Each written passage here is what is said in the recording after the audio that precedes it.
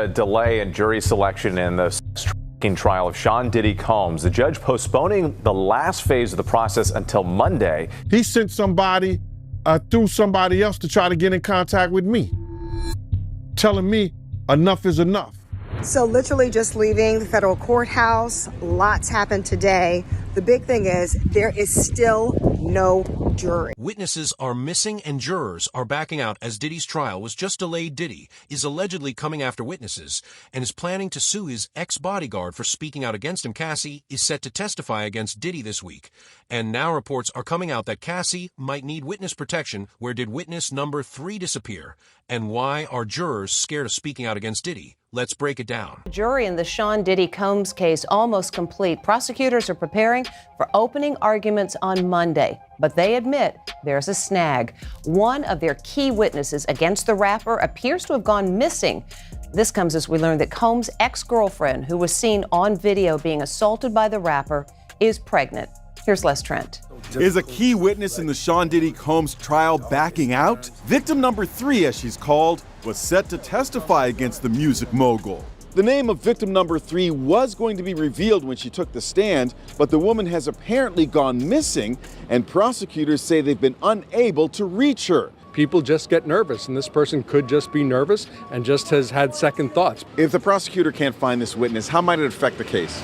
Look, I don't think it's going to have a tremendous effect. The prosecution is going to call a number of alleged victims. So look, this is just one less. Someone else is also getting cold feet. A juror sent an email to the judge asking to be removed from the panel for issues of personal. Prosecutors have just revealed that victim 3 is missing, and there are reports that Diddy has something to do with their alleged disappearance. Diddy has a habit of coming after people that speak out against him. And let's not forget that Diddy was constantly trying to contact and intimidate witnesses from within prison. Well, I mean, on the surface, if the prosecutor's claims are true, this seems like pretty much textbook witness tampering, right? I mean, it appears to be an effort to either, in some cases, intimidate witnesses from testifying against him, or there have been other reports of sort of inducing people to make statements in his defense. There was some allegation that in one instance this was a statement that he, in essence, dictated or drafted with a woman who made a statement that was attempting to rebut one of the accusers, I believe, in a civil case against him. I mean, witness tampering is bad. The things that Sean Combs is accused of are terrible. He pleads his innocence. The justice system will presumably work its way through. It is likely that there is some underlying truth to at least some of the allegations. There might be a lot of underlying truth to a lot of the allegations. There's probably some bandwagoning going on. We spoke to an attorney who's for one of the alleged victims of Diddy a few weeks ago. I believe Amber Nomiki and I did, and they said they had calls, they had information, they had people, hundreds of them, come forward. They're not going to represent all of them. They're, which ones have evidence that can be compelling, what are the best cases to bring that. I also saw a story in the New York Post, this is from a week ago, about Diddy stuff that I wanted to read the headline of. Woman claims she saw minors dressed as Harajuku Barbies at Sean Diddy Combs' FreakOFF parties, what he was describing there to Conan so many years ago. Said these were sex-fueled parties with what she initially thought were little people dressed as Japanese Barbies. And she said, this is her talking to TMZ, are those midgets?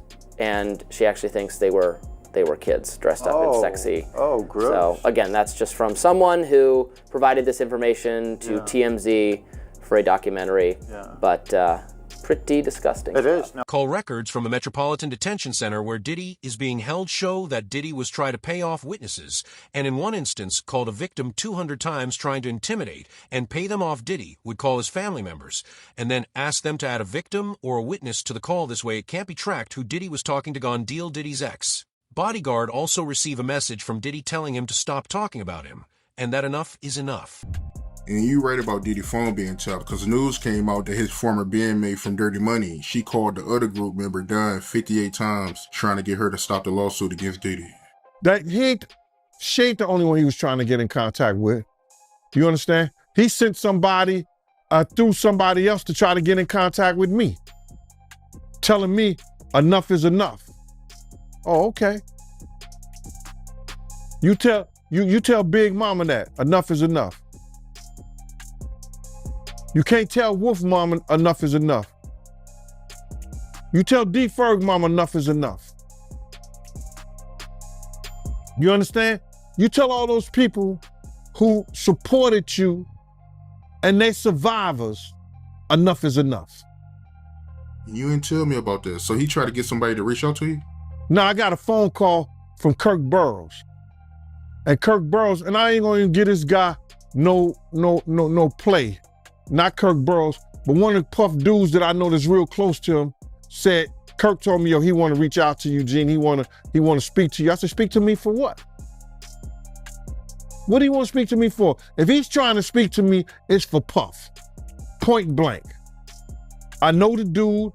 I know how close he is to Puff. He's been with Puff from day one. So he ain't got nothing to say to me, bro. But Kirk Burroughs did say to me that the dude said enough is enough. When do it becomes enough? This is relayed to me by Kirk Burroughs. This guy is like this with Diddy. You seen him on Drink Champs with him. You see him walking the streets in Miami with him, the whole 9 yards. So I'm saying to him, what does he want to talk to me for? He ain't got nothing to say to me. He said, yo, Gene, he said enough is enough. You know what I'm saying? Enough is enough to what? And I told Kirk Burroughs, yo, if he I said, he don't want to talk to me for himself. He wanted to talk to me for Diddy. And I ain't got nothing to say to him. He ain't said enough is enough to Wolf Mother when he cursed out and told her all kinds of shit. Did he say enough is enough to Big's mother? What do you mean enough is enough? And that's how that conversation went. How did you feel about it after you were done? I felt that, like, cause they must have got at Kirk Burroughs, cause Kirk called me with the bullshit. Yo, you gotta fix that. You know this, man. God, excuse me. Listen here, bro. I don't care nothing about none of these industry cats and what they do and how they do it. That's their business. You understand? I don't tell a man how to screw his wife and how to spend his money. You don't tell me what I gotta do with my time. Point blank. Do you feel like at some point Diddy could try to come after you or do something, you know, being that he's went after a lot of people, he's did a lot of stuff, as you know about. Cam, let me tell you something, man. If I worried about what somebody would do for me, I wouldn't be the man that I am. Gene Deal saw firsthand how Diddy was carrying out his abuse, and it was only after Diddy tried to drug his girlfriend did Gene realize that Diddy was too far gone. Gene tried to stop Diddy, but Diddy didn't care. Parties I seen, I knew that they were spiking drinks. My girl was at the New Year's party, right? I'm at the front door. I gotta make sure everybody got their passes and everything like that. So then, my girl and her girlfriend is in the party. So they get bottles of champagne. You know what I'm saying? And I'm looking for them. After everybody comes, they close the door. So I'm going knocking in doors, looking at people. I'm looking for my kid's mother now. What the fuck, what's going on? And I'm getting hysterical. So I decided to go to the car, and I looked in the car. She was in the car asleep.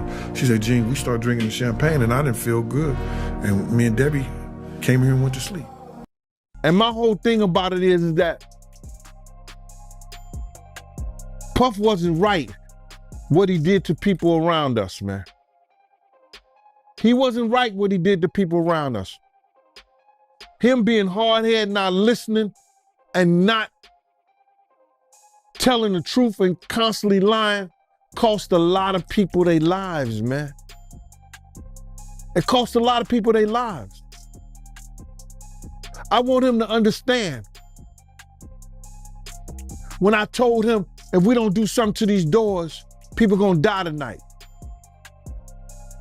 And forget, and I wanna say F what other people say, everybody know I told him that. Our whole crew know I told him that. From Slick to Nord, Bunny, Big Boy, Eddie, All the people that was with us that night know I told them that.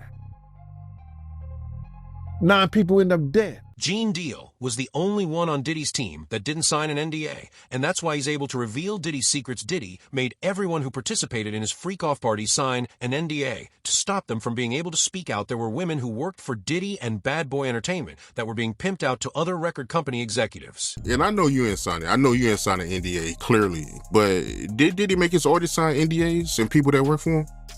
Well, a lot of these rappers, a lot of these industry people, anybody who does business nowadays with the internet, they have NDAs, non-disclosure. That means that if you work for them, you around them, you can't disclose any of the information about them. It's the same thing that he gave to all his artists when he gave them their publishing back. I'm gonna give y'all publishing, but y'all can't talk about Janice Combs, Justin Combs, Sony, Bad Boy, or anything that happened. Y'all can't talk about none of that. But there's some artists that didn't say anything, that didn't sign it, and they able to talk about anything they want to.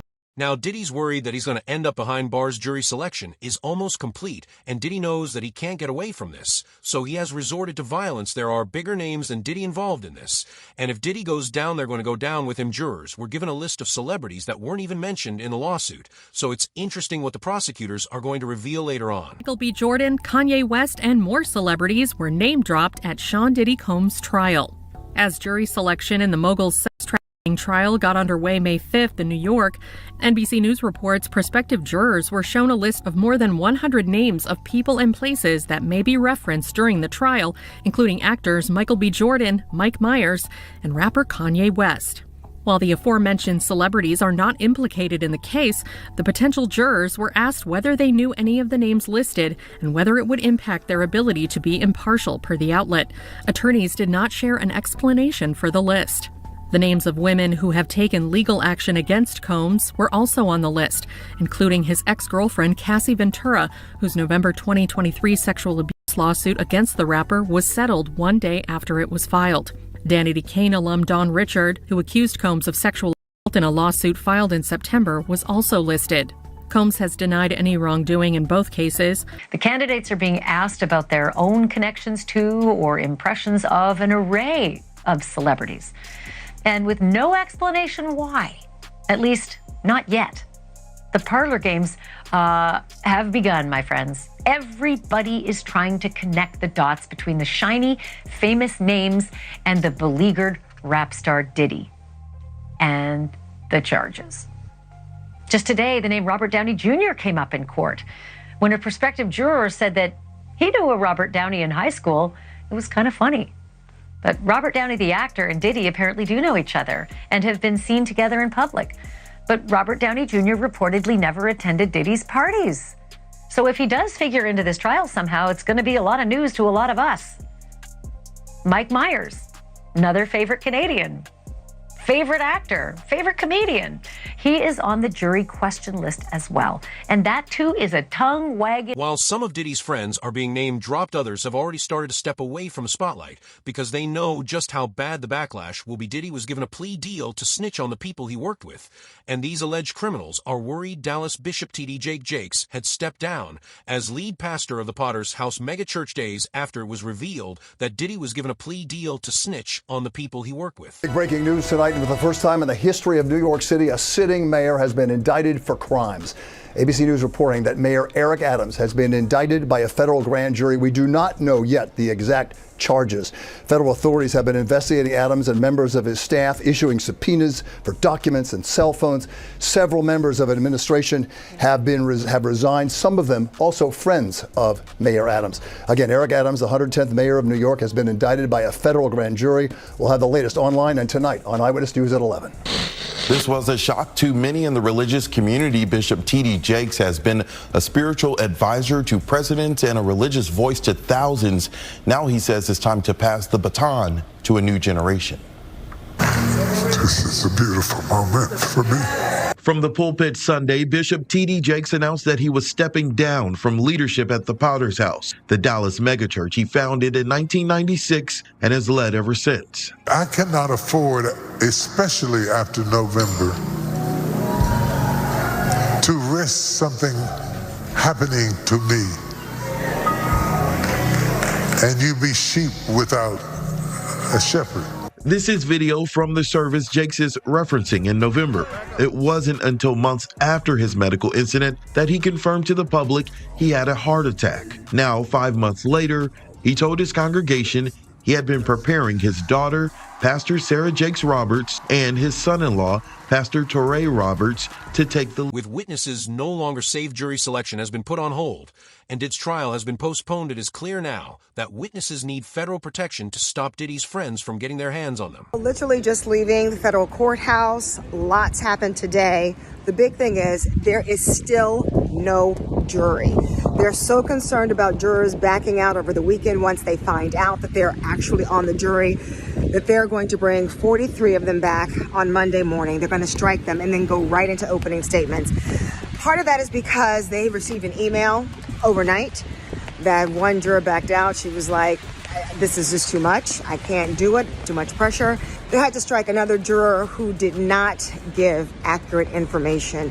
He's engaged in a lawsuit with the city of New York and forgot to mention that. I have been in court every day this week. I've been in court every day since this whole case started, and I will be here every day in the courtroom all next week. There's been a delay in jury selection in the trial of Sean Diddy Combs. The judge postponing the last phase of the process until Monday. Here's ABC's chief investigative correspondent, Aaron Katursky. This morning, Sean Combs is preparing to stand trial on sex crimes charges that could send him to prison for decades. The 12 people who will decide whether he's guilty are expected to be seated first thing Monday after lawyers make cuts from a pool of more than 40 prospective jurors. The judge initially wanted to do that on Friday, but changed his mind out of fear that jurors, if they had the weekend to think about it, would get cold feet. Once the jury is sworn, attorneys will deliver opening statements and the first witnesses will testify. Among them, Combs' ex-girlfriend Cassie Ventura, one of the women federal prosecutors say was coerced into drugged-up sex marathons known as FreakOFF. Leaked calls from the MDC also revealed that Diddy had been trying to buy the silence of his accusers. Jay-Z did the same thing. When he was named in a rap lawsuit in connection to Diddy, the victim was offered $10,000 to stay quiet and withdraw her case. And that is exactly what happened. Obviously, there were some kind of threats involved, too. Because why are victims and jurors suddenly backing out days before the actual trial? Diddy Combs is facing new accusations tonight of attempting to pay off witnesses in his sex trafficking case, even while behind bars in Brooklyn. Prosecutors filed papers overnight saying a jail sweep uncovered evidence. Combs recently paid off an unnamed witness who had posted a statement to Instagram in what prosecutors say was an effort to try and taint the potential jury pool. The filing also accuses Combs of using phone accounts for at least 8 other inmates. Combs' legal team continues to ask the judge to give him a bail option, but prosecutors are again arguing bail should be denied. With having $75 million at his disposal, isn't that by nature the exact thing that they're worried about? If you have this much money that you could make this thing, you could probably make people disappear if you really opted to. See, this is the thing. That'll just make more trouble. Why would he make more trouble now?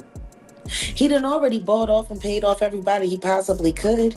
Have you looked at the indictment? Like, he called some witnesses up to 54 times. Yeah, 200 and how many Angel?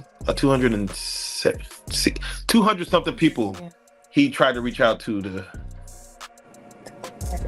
Like, what are you running, a telethon or a telemarketing agency? Telemarketers don't make that many calls in one day. Or sometimes not even in a week, all depending on you was on that. You down for Diddy? What happens with exposures? You make yourself vulnerable to all kinds of attacks, seen and unseen. What happened to my friend? When he passed away, there was $250,000 on my head and $150,000 on his.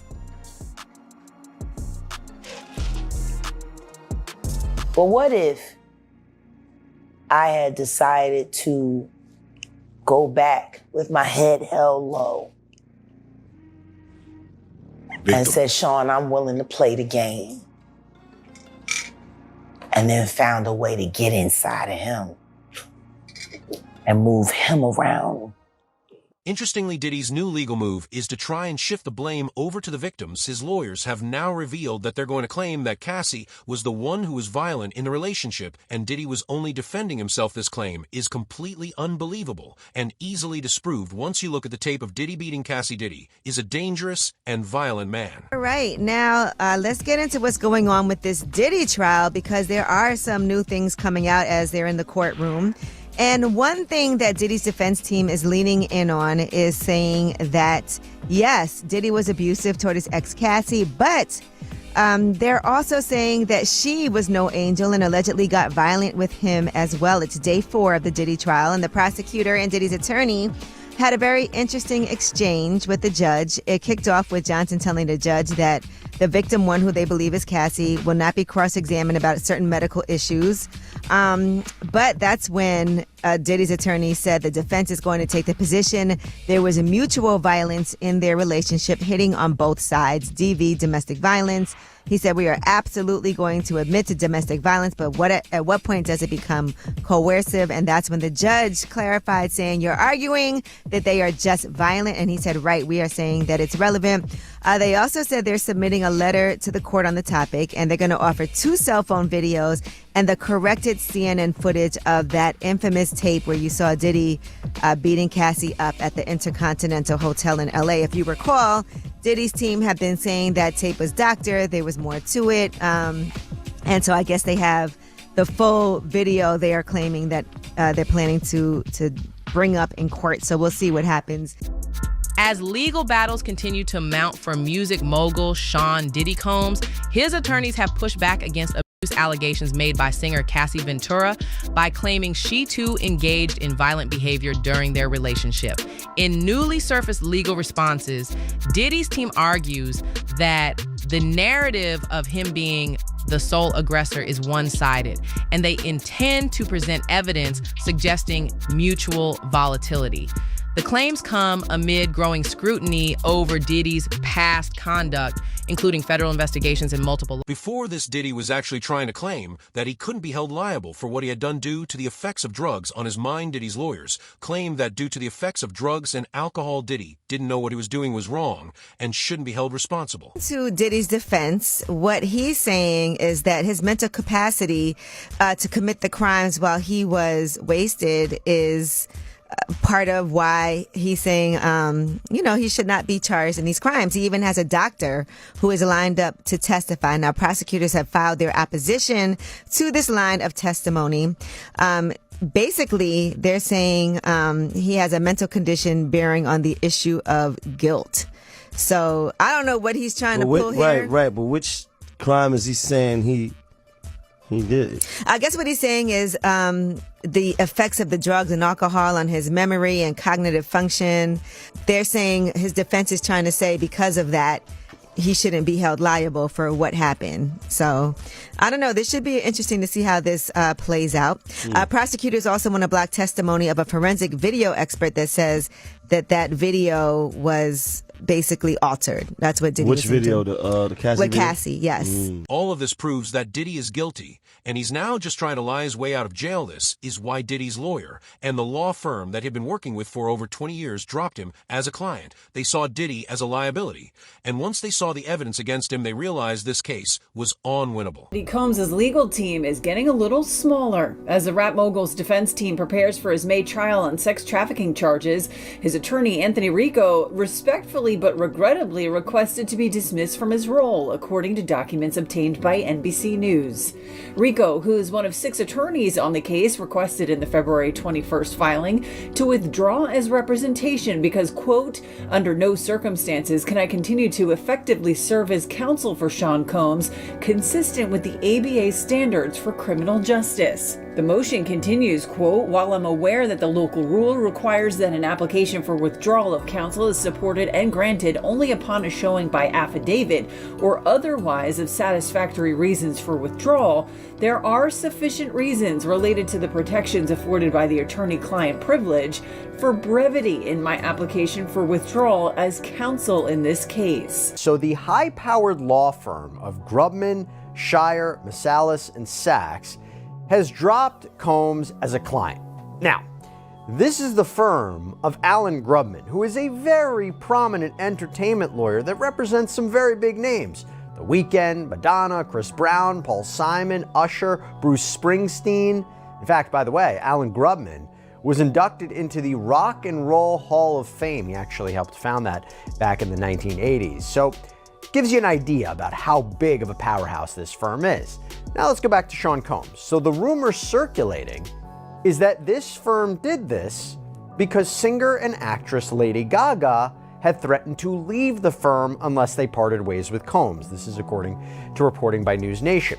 And it's a big deal because the rapper and producer had apparently been with Grubman's firm for over 20 years. He was friends with Alan Grubman. Diddy is nervous too, and has been trying to get rid of any incriminating evidence for months. Now his attorneys are challenging the search warrants used to search his homes in Los Angeles and Miami, arguing they were unconstitutional. The defense claims the warrant applications were overrode, and everything that the Fed seized as a result should be excluded. Selection is officially underway in the sex trafficking trial of Sean Diddy Combs. Chloe Malas was in federal court today, and Chloe, no jurors selected, but a pretty revealing start to the 8-week trial. Lester, that's right. It was an illuminating first day of court. Combs entered the courtroom wearing a crew neck sweater and a white button-down shirt. He had some gray in his hair and in his goatee. And at one point, he told the judge that he needed to use the bathroom and that he was feeling a little bit nervous. Now, also, several celebrities were named today, although they haven't been accused of any wrongdoing. They might be mentioned during the course of the trial. Their names are Michael B. Jordan, Mike Myers, Kanye West, and his former girlfriend, Cassie Ventura, who has accused him of years of physical and emotional abuse. And she is expected to testify during the trial. Now, Combs has vehemently denied all of the allegations against him. I also want to point out that celebrity attorney Mark Garagos, he was present in the courtroom. His daughter is Tenny Garagos, one of the lead attorneys for Combs throughout this trial. Now, a source telling NBC News that he hasn't joined the team, but he is advising on jury selection. Now, to Sean Diddy Combs, looking to suppress evidence in his federal trial, senior investigative correspondent Aaron Katersky is back with the story. Good morning again, Aaron. And to you, Michael. You'll remember federal agents from Homeland Security Investigations were hardly shy when they raided Sean Combs' opulent homes in Los Angeles and Miami, guns drawn. The jailed music mogul now argues those searches and other searches of his iCloud accounts, electronic devices, and New York City hotel room following his arrest were unconstitutional. His lawyers argue evidence obtained through those searches must be suppressed. Diddy's lawyers say the government presented a grossly distorted picture of reality when applying for the search warrants, omitting certain facts and including salacious details from an unnamed producer that were never credible. Combs has pleaded not guilty to racketeering conspiracy, sex trafficking, and prostitution charges. The defense is also arguing here his ex-girlfriend, Cassie Ventura, was a willing participant in drug-fueled sex performances called FreakOffs, not coerced as prosecutors allege. This latest challenge to his case comes 3 months before trial, and as Combs loses one of his attorneys, Anthony Rico says under no circumstances can he continue to represent Combs. He offered no details about that decision, Robin. Okay. All right, thanks. From leaked tapes to silenced witnesses, and a legal team grasping at straws, Diddy is fighting tooth and nail to bury the truth. But with the world watching and more names being dragged into the spotlight, the question now isn't if the house of cards will fall, it's who's going down with him. Don't forget to like, comment, and subscribe for the next update, because trust me, this story is far from over.